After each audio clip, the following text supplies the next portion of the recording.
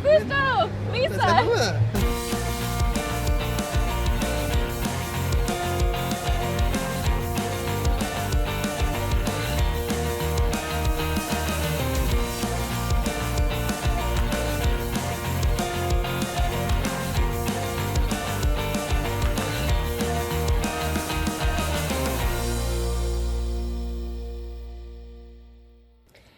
Today is finally the day. We are meeting in person one of our compassion kids.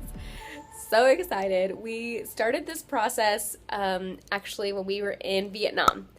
And we have another child that we sponsor that was in Thailand, and we started the process too late and was unable to see that child.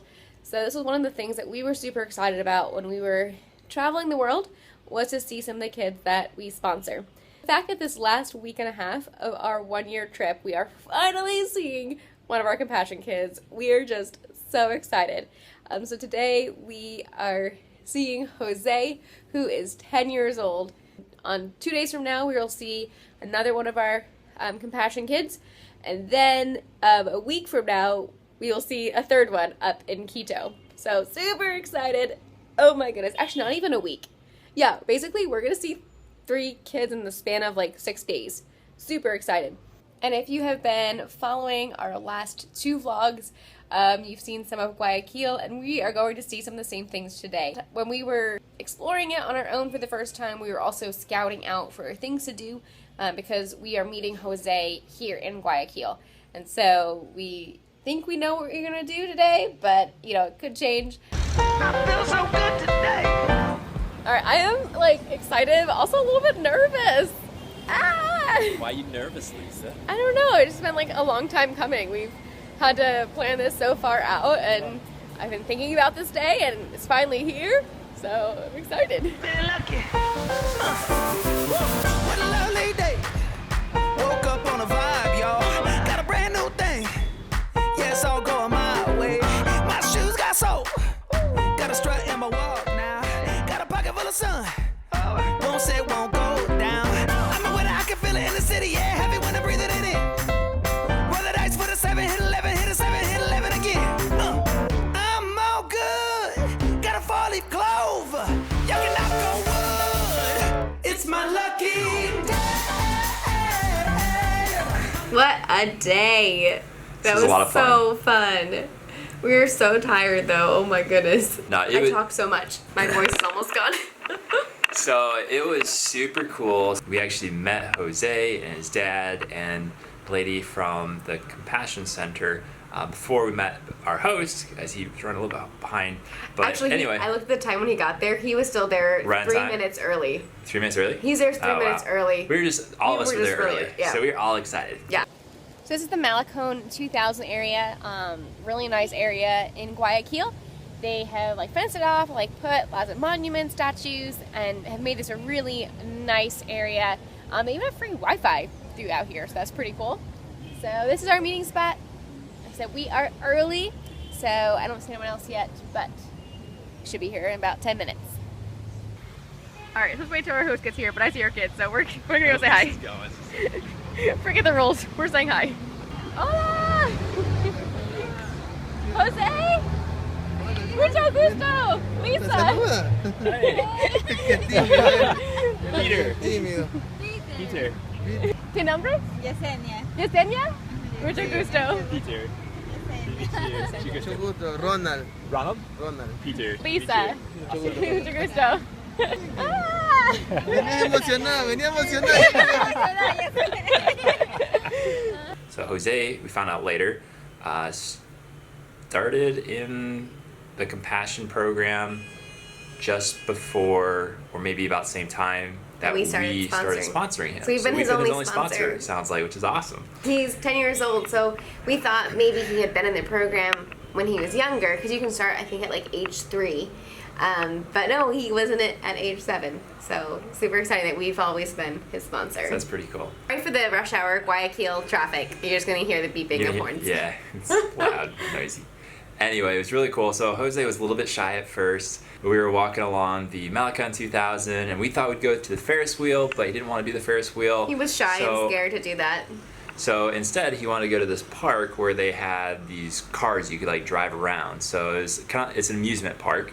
So we're gonna go over there, and on the way, before we got in the car, we found out that his team that he was cheering for in the World Cup was Uruguay. Yeah, so obvious conversation was World Cup, because that's what time of year it is right now. And so it was so fun. We said, what team is your favorite? What team are you cheering for? And he said Uruguay. And we had happened to go to a Uruguay game right before they went to the World Cup.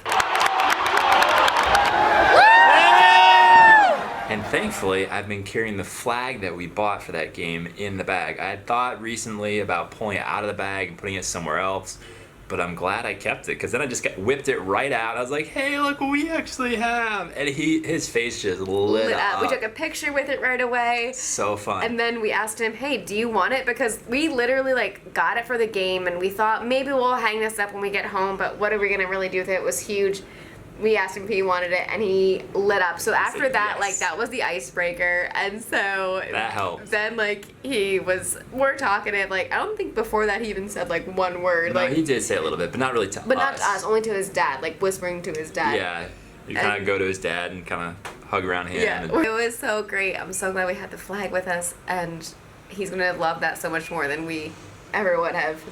So when they said they wanted to go to this park, we're like, well, how far is that? Do we need to walk there? Do we need to drive there? And they said it's like a 20-minute drive. I'm like, oh, okay. And we were planning on ordering Ubers for 2 Ubers, because there were 6 of us to take us to the different places. And we thought we'd only have to do it one time, but then we're like, okay, that's fine. I guess we can do it that way. It's no big deal. We knew his dad was a driver. We just didn't know what kind of driver his dad was. And we were going to ask at some point, but before we did, he said, hey, I'm a taxi driver and I can drive us. Is that okay? And we're like, yes, that's perfect. Let's do it. So all 6 of us squeezed in the taxi car, which is perfect. So, here we go. His dad's a taxi driver. How perfect is this? we went to the amusement park, and unfortunately they were closed. They don't actually open until 4 p.m. every day. So late. Yeah, they're open from 4 p.m. to midnight almost every day of the week. So anyway, as soon as we got there, we're like, okay, plan B, what are we going to do next?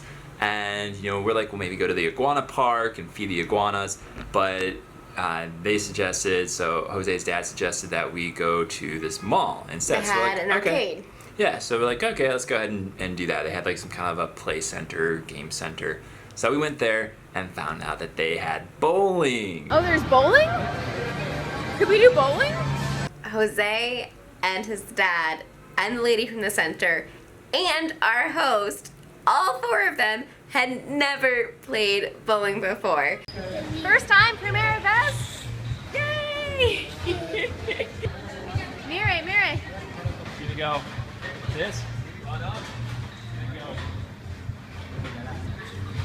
And so it was great. We got to play 1 game of bowling. Shoes were included, and drinks and food for $30 for all 6 of us, which I thought was a great deal. So taxes is $35, but yeah. Yeah. Oh, tax is high here in Ecuador. We'll get to that later. Anyways, it was so much fun. And so at first, for the first 5 rounds, we didn't have any bumpers, and so all of us were getting gutter balls.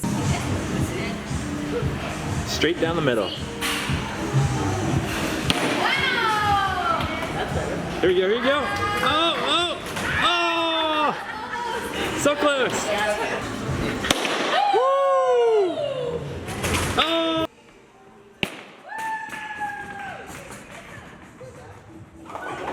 Woo! Yeah! Nice. This is your first time as well? Here goes our host. I'm gonna go with it. Oh no! Me included. I am not that great at bowling. I think the last time I had played in the States, I got a 54. Just to tell you, how bad I am.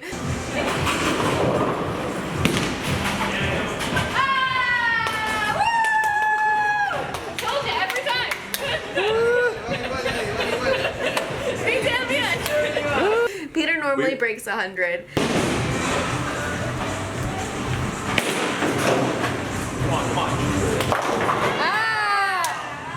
Ocho Tim in the end.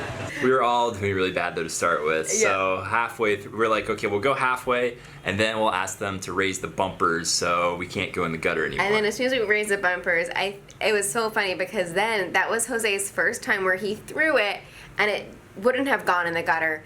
And he got like 8 pins down. And so I think just having the confidence of them up, and even the lady at the center, Jessiana, too, like... She did really good, too. She was like getting it in the gutter, and then as soon as the bumpers came up, I don't think she bounced it off at all, and then she kept going down. So having that, like, the gutters, like, gave us so... And me, too, I think, actually. Yeah. Like, I barely... And then... It just gave us a lot of confidence. And then Ronaldo, so Jose's dad... He gets a strike. He gets a strike the very first time. After bumpers went up, yeah. And unfortunately, I didn't film every single person's turn, like for every turn, so we all had 10 turns, and it would have been a lot. But anyway, maybe I should have. But yeah, it was awesome. Like, he killed it. He was the only one of us that got a strike the entire game. Yeah, I got 1 spare, and then I think you got a couple of spares. I got a few spares. And Lionel, his first time playing, like, he got 1 or 2 spares too, and so it was a ton of fun. Woke up on a vibe, y'all. Got a brand new thing. Yes, I'm on my way. My shoes got sold. Oh, nice. Bueno. Won't say won't go down. Yeah. But I can feel it in the city, yeah. Heavy when I breathe it in. Here we go. Here we go. Lights for the 7, hit 11, hit a 7.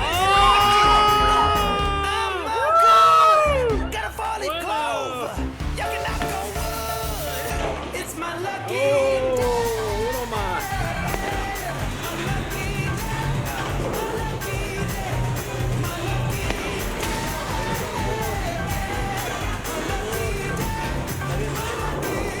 Oh, yeah. Nice.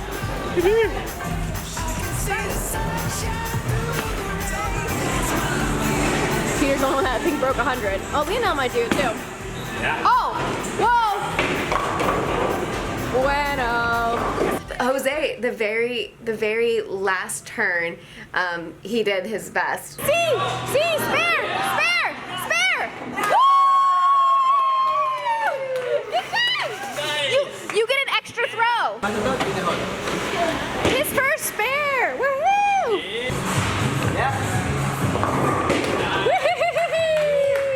Bueno.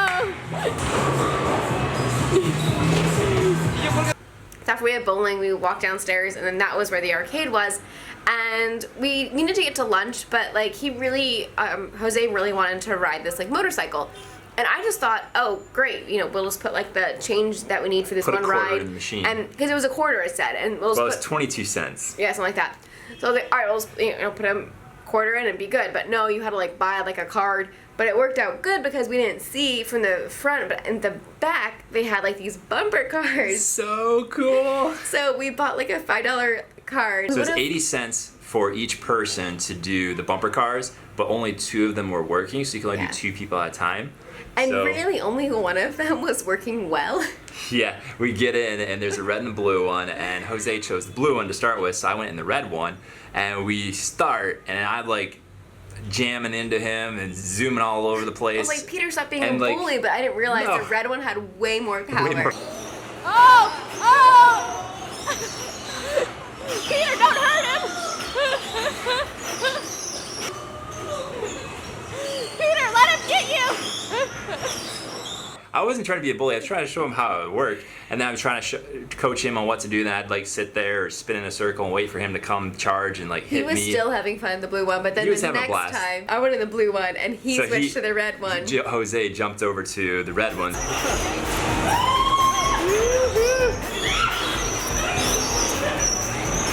think the red one's better.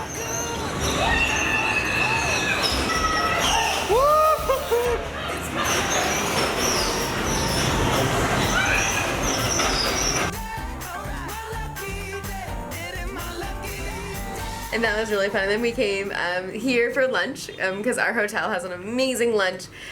For just $3. Seriously, for if a you were- soup, oh. a main course, and a drink. All of that for $3 per person. Which is literally and like that includes tax. yeah, which is literally like half to 1/3 of the price of most of the restaurants here in the area, and like half would be like just an okay restaurant. Like most of them. Right. This is good food. And this is really good food. So yeah, And really if you good service. are in Guayaquil and you're looking for an affordable lunch, Hotel Doral, totally recommend it. It seems like a lot of business people will come here for their lunch break too. All right, so after we ate lunch, then Jose's dad drove us down to the center, which is only like 5 minutes away from their house. Every compassion center we found out runs differently, and so this one is actually part of a school. The church started a Christian school, so they have a pretty good-sized Christian school. It was a little confusing. We were trying to figure out numbers and stuff. We think maybe the school has like 180 or so kids, and we think and 90 like of 90 those or something are part of the compassion program. Not sure. And so the compassion program, for this one, it runs Friday and Saturday. So I think Friday after school, and the Saturday, I don't know if it's like in the evening or in the morning. We have no idea. School is Monday through Friday. We confirmed that, but it sounded like anyway. So obviously the school is being used during the day, but then we met the director of the compassion center. Hola, Lisa. Director, Lisa. Hola. Peter. Mucho gusto. And the crazy thing is, with 90 kids, there are 8 workers that work with compassion. So we sat down, and so they went through his grades in school. Grades and like medical checkups. Basically this whole file on all his different records and things that compassion is doing. So kind of showing like where our sponsor money is going towards, I guess. Which was cool to see, but also a little bit awkward too. Because like we're sitting there with his dad and Jose. And looking at his report card basically, look at his report card. And I think then he was like kind of feeling a little bit embarrassed because like here you're looking at his grades, and I was like, good job, pointing out the good things that he was obviously doing really good in physical education. And then later when we met his grandma let us know that he had some trouble learning, and I really didn't get that throughout the day. No, not at all. But I mean, every kid is different, and every kid needs something different. And we all have our times where we get, a little kind of checked out of school and just need a little motivation to learn. Yeah. So I hope he has more motivation to learn. He's excited. Yeah. Yeah. Anyway, so then after that, then we went to his house. Aquí entramos, esta es la casa de mi papá. Cool. And it's his grandma and his grandpa that live there, and then 3 of their kids. So Jose's dad, and then 2 of his aunts. So there were so many cousins. So like we walked in and like I wasn't sure what to expect. I thought he lived with his grandma, and I thought he lived with his dad from his letters, but I didn't realize he lived with like 12 cousins. So I'm trying to get. It wasn't that many. Maybe it wasn't that many. There was like 4 or 5 maybe. I don't know. We'll go back and count. But there were some friends that were there too, I think. Yeah. So I was trying to get like everyone's names at once, and I was like, oh goodness, like I forgot everyone's names. Dog with a bunch of new puppies. And it was so cute. Yeah. It is so fun. It is so cool. He was playing with like all of his cousins, and it's like so great that like he has that, and they have a good amount of space that they can kind of a common area for the whole family, and that was really good to see. But it was a little bit disheartening because his dad says that like he doesn't really let the kids go out and play with the neighborhood kids, just where it's not really safe where they are. In situations like this, like to me it's inspiring in a couple different ways. So one, when you see families like this that are so inspiring, like Jose and his dad and his family that are just like any of the rest of us, like happy and healthy and living life, and it's fine, and they may not have like all the stuff that a lot of us in America have, but it's fine. And like you don't need all that. Would everybody like all that? Yeah, but the reality is a lot of people don't, and so it's a reminder that you don't need all that stuff to be happy and to be healthy. Okay, so it's that. And the second thing is when you do have all that extra stuff, because it is extra, you don't need that to survive and be happy. When you do have all that, be thankful for it. Don't focus on, I don't have the latest PlayStation or the latest iPhone and all this stuff. Like, we have so much to be thankful for, and that's what that's kind of my pet peeve, is when I bump into somebody that is like griping about this little thing that they're just like, I got all this and that, but I don't have this one thing and I'm not thankful. I'm gonna be pouting about something that I wish I could change. It's like you have so much else to be grateful for. Be thankful for all that you do have and focus on that rather than like the one or two things you don't and really want and you're coveting. And so then, we're a little bit behind schedule, like, because by 4 o'clock we were supposed to be done with everything.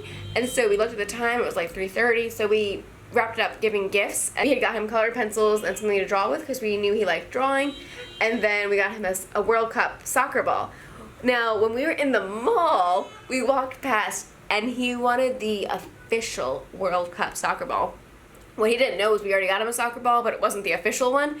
And so it was funny because his dad was telling us that like his cousin got a soccer ball, but it wasn't the official one. And I was thinking, oh no, like he might be really disappointed. Ours with is not the ours official. Is not the official. It's still cool. It has flags for like a lot of the teams, if not all teams. We gave it to him. His face lit up, and like my fears that like he wouldn't like it went away. Like he was holding on to it. He was just like it for a holding while, it so for good. like the longest time. Like I said, we were kind of like rushing near the end. Like, okay, here's your gifts, and like, all right, we'll pray. So we prayed all together, and we asked for prayer requests, and that was such a meaningful time. We looked up after the end of that, and his grandma and his dad were both in tears. Not like full on tears, but they were a little bit misty. Yeah. And then I thought then we were going to leave because it was time. But then we sat down and then we were talking for a while, and then his grandma brought us cheese and crackers. It was awesome, and some soda. It was like strawberry soda. It was really good. Yeah. I love all the different flavors of soda around the So world. nice, so hospitable. It was amazing. So then we were like talking for a while, like an hour probably. And we kept looking at Lionel, Our host. okay, like, we kept looking at our host, like, okay, do we need to go? Like, is it time to go? And then he would just But he just kept translating keep talking. He kept the conversation going. Yeah. Like,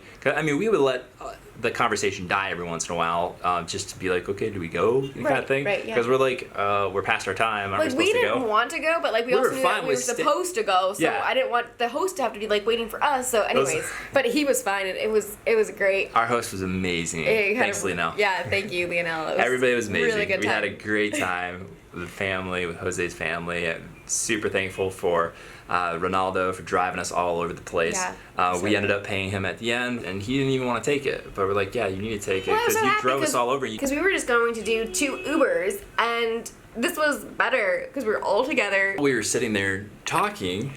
One of the things that started talking about was, the costs of things here in South America, here in Ecuador.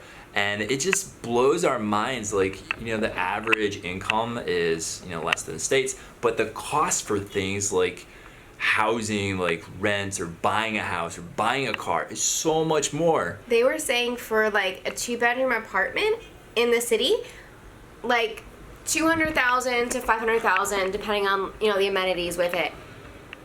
For an apartment, most of the states, like $500,000 is gonna get you like a super nice house with like a backyard and like even like if you're living in the country, like you have like so much land for that, and it was just crazy. And then we were talking about cars, and I said, yeah, in the States you can probably get a decent used car that will last you several years for like $5,000 because people are always selling cars or whatever. And they said, oh no, because the good thing is that the currency here is the same, so we're able to talk in the same exact currency. No we're talking conversion. U.S. dollars, so it's not like we have like convert something in our mind. So they said if you bought a $5,000 car here, it wouldn't run. No bueno. And they No said good. that like Jose's dad was saying that he knew a friend that bought a 2005 car just recently for $10,000 to $12,000. What?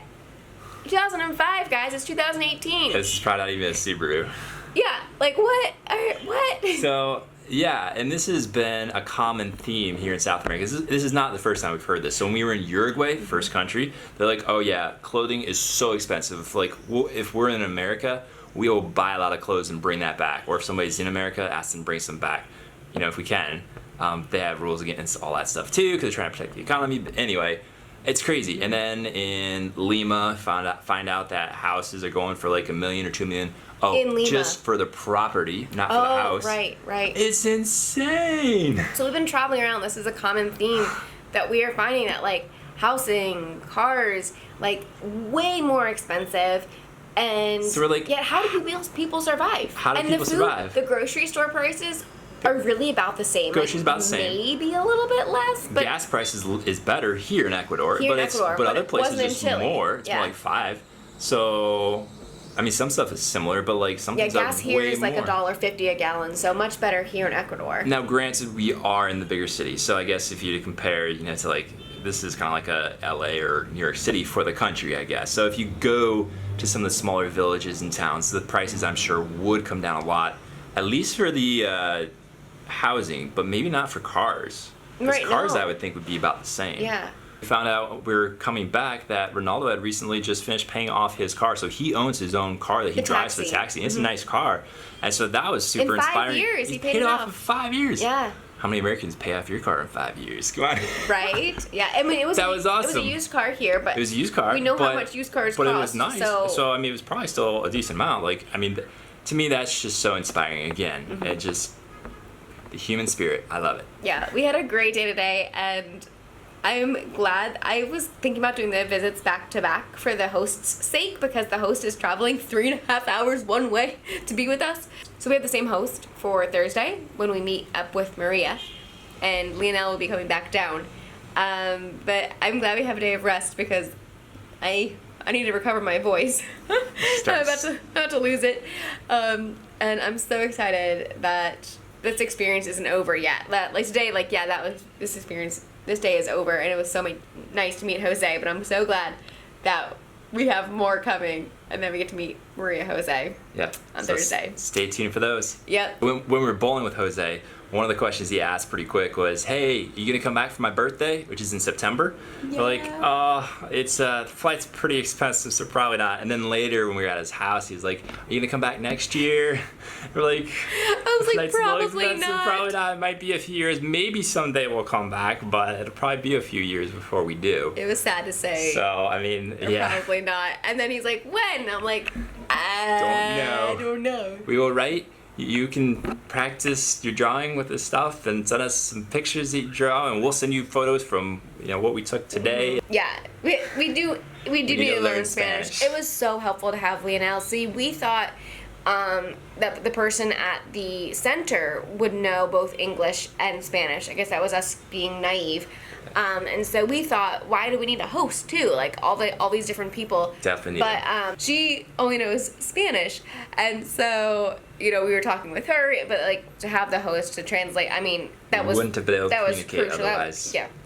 So that was good. And the other thing we found out when we were having lunch, it was during lunch, I think, is that when writing, so the letters back and forth, there's like 94,000 children that Compassion helps sponsor here just in Ecuador. Just in And Ecuador. so Leonel, our host, also has helped. I don't know if he still helps. I don't think he does anymore. No, but he said he has only did it for a little bit. he has helped translate letters, and he said when he was helping translate just a chunk of them for his area, it was like 10,000 letters that he and how many other people? 6 people. 6 people That's were it. translating these, and I'm like, okay, now I understand a little bit more why it takes so long to get these letters, because there's so few people translating so many. And the kids are young, and so he said sometimes like the Spanish that they're writing, you're like, I think they're trying to say this, so you have to like Figure out what figure they're out what the saying. kid's trying to say and then translate it to English. So it's not like you just punch it into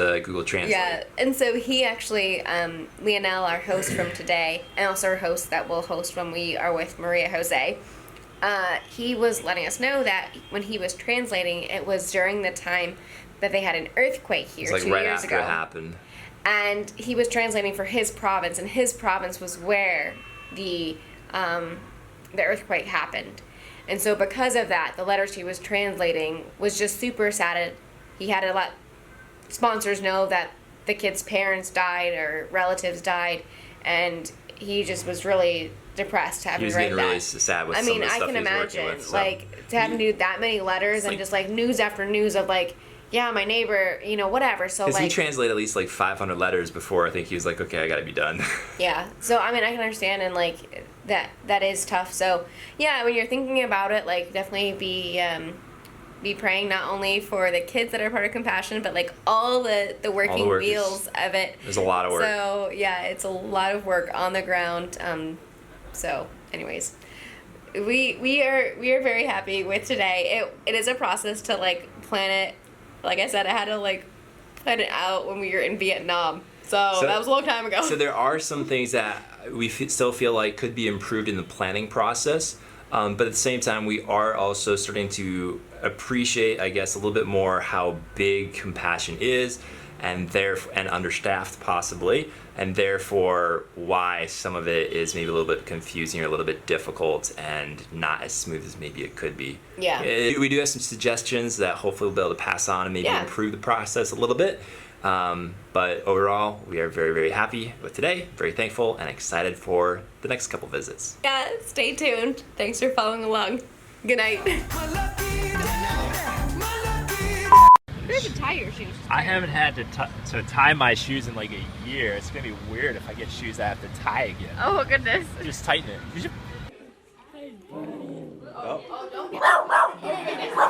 Protect the mommy.